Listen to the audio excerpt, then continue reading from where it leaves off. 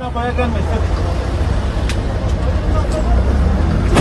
Plakaları alıyorum.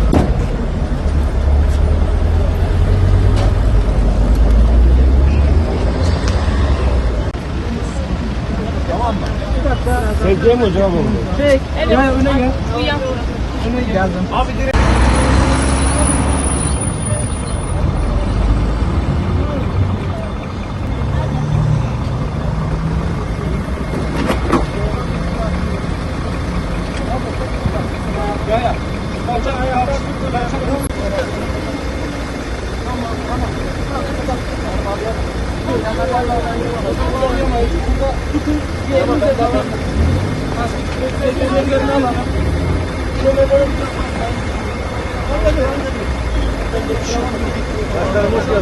Bilal, yürüyelim.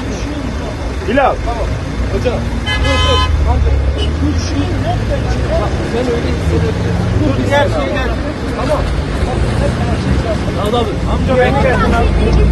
Amca bekle. Bakalım.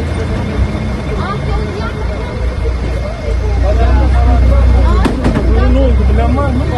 Otobüsün şoförü. Nerede?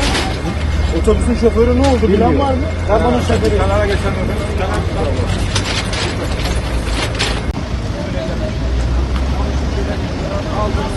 Çok geldi. Biraz yukarı çekin. Bir dakika. Tamam.